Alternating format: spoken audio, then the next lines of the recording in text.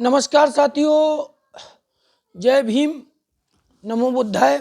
मैं डॉक्टर जितेंद्र कुमार पहाड़ी assistant professor हूं और आज हम जो है बहुजन नायक मानवर कांशीराम जी के भाषण की जो किताब हमने पिछले वीडियो में आपको बताई थी है, इस किताब का दूसरा चैप्टर है मध्य प्रदेश में आदिवासी राज जरूरी। इस भाषण का जो शीर्षक है वो है कि मध्य प्रदेश में आदिवासी राज आना जरूरी है। और इस भाषण को मानवर कांशीराम जी ने जो है जबलपुर में 26 जनवरी 1996 को जो है दिया। और उन्होंने भारत का भौगोलिक केंद्र आदिवासियों का जो गढ़ है जबलपुर, वहाँ पर बहुजन समाज पार्टी द्वारा विशाल आदिवासी मेले का आयोजन कर मनुवादी व्यवस्थापकों को चुनौती देते हुए स्पष्ट कर दिया कि यह देश जो है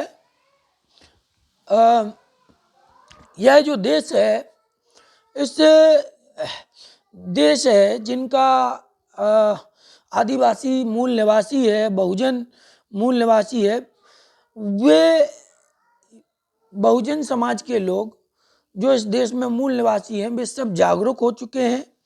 उन्हें अब लंबे समय तक बेवकूफ़ नहीं बनाया जा सकता है, उनको लंबे समय तक लाचार गुलाम नहीं बनाया जा सकता है और अज्ञानता के अभाव में वे अब नहीं रह सकते हैं। देश का कारोबार यानी कि शासन, प्रशासन और व्यापार, धन धरती जो है, उस सब में बहुजन समाज के लोगों की हिस्सेदारी होनी चाहिए।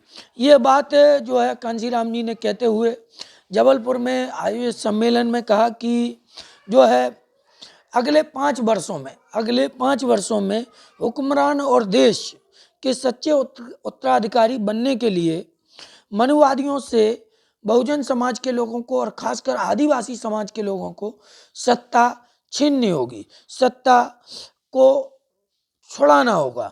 ठीक है, देश के मौजूदा हालातों पर, उस समय के जो मौजूदा हालात थे उन पर टिप्पणी करते हुए मानवर कांशीराम जी ने कहा कि जब तक राजनीतिक और सामाजिक व्यवस्था नहीं बदलती तब तक बहुजन समाज का ना तो कल्याण हो सकता है और ना ही उन्हें जायज या वाजिब जो हक हैं, अधिकार हैं, वो नहीं मिल सकते।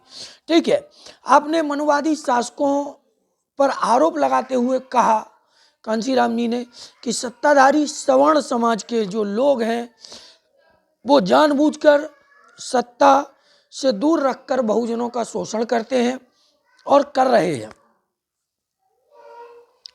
वो आगे कहते हैं कि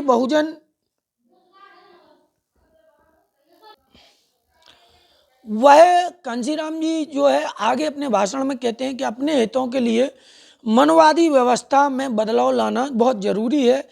उस समय के बसपा के तत्कालीन राष्ट्रीय अध्यक्ष मानवर कांशीराम जी जो है ने कहा कि देश में अंग्रेजों के जाने के बाद सत्ता इन मनुवादियों के हाथों में आई और उन्होंने दलित, शोषित और पिछड़ों का उत्थान करने के बहाने उनका शोषण करना शुरू कर दिया। उन्होंने जो व्यवस्था बनाई इसमें पिछड़ों को कोई स्थान नहीं दिया। आज हम बहुजन होने के बावजूद जो है इस देश की उन्नति के रास्ते में नहीं चल पा रहे हैं। आपने कहा कि राजनीतिक और सामाजिक व्यवस्था में बदलाव लाकर ही जो है हम अपने अधिकार हासिल कर सकेंगे, हम अपने हक अधिकारों को प्राप्त करने में सफल होंगे। बहुजन समाज के लिए उन्होंने मैसेज देते हुए कहा कि बहुजन समाज के लोग जो है वो अपनी ताकत को पहचानें।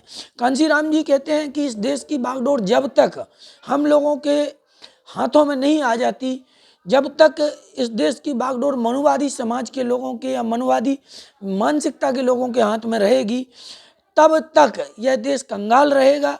और जब मनुवादी इस पर कब्जा किए रहेंगे जब तक, तो देश कर्जे में डूबा रहेगा और कर्जे में डूबता जा रहा है। और बहुजन समाज के लोगों को जानबूझकर जो है सत्ता से दूर रखा गया है, सत्ता से दूर रखा जाता है। यह आरोप लगाते हुए मानवर कांशीराम जी कहते हैं कि अगर हमें देश की उन्नति करनी है, देश में खुशहाली लानी है, देश को कर्जे से बाहर निकालना है, तो हमें बहुजन समाज के लोगों को, खासकर आदिवासी, दलित, पिछड़े समाज के और अल्पसंख्यक समाज के लोगों को सत्ता अपने हाथों में लेनी होगी। ठीक है, मनुवादी पार्टियों में बहुजनों का भला नहीं हो सकता। ये कांशीराम जी कहते हैं कि मनुवादी पार्टियों की नीतियों को उजागर करते हुए वह कहते हैं कि किसी भी मनुवादी पार्टियों में बहुजन समाज के किसी भी व्यक्ति का भला नहीं हो सकता है। बहुजन समाज के कल्याण की नीयत और नीतियां इन दलों में स्पष्ट नहीं है। यह दल बहुजनों का भला नहीं कर सकते हैं। 48 वर्षों से हम इन दलों को देख रहे हैं और ये बहुजनों के भला करने के नाम पर जो है बहुजनों का शोषण करते हैं। इस तरीके की बात मानवर कांशीराम जी कहते हैं कि 21वीं सदी में देश के मूल निवासियों को, यानी दलित, पिछड़े, आदिवासी समाज के लोगों को देश की सत्ता अपने हाथों में लेनी होगी और देश को खुशहाल करने के लिए सत्ता अपने हाथों में लेनी होगी। अपने ऊपर होने वाले शोषण, अन्याय, अत्याचार से मुक्ति के लिए सत्ता अपने हाथों में लेनी होगी। इन्हीं बातों के साथ मनोहर कांशीराम जी अपनी बात को जबलपुर में ख़त्म करते हैं। और मैं भी आप लोगों से निवेदन करूंगा कि बहुजन नायक मनोहर कांशीराम जी की जो विचारधारा थी, जो आइडियोलॉजी थी, उसको बढ़ाते हुए हम लोग जो है बहुजन मूवमेंट को मजबूत करें, सामाजिक जड़ों को लगा करके राजनीतिक सत्ता हासिल करने का प्रयास करें। इन्हीं बातों के साथ मैं अपनी बात ख़त्म करूंगा। जय भीम, जय भारत।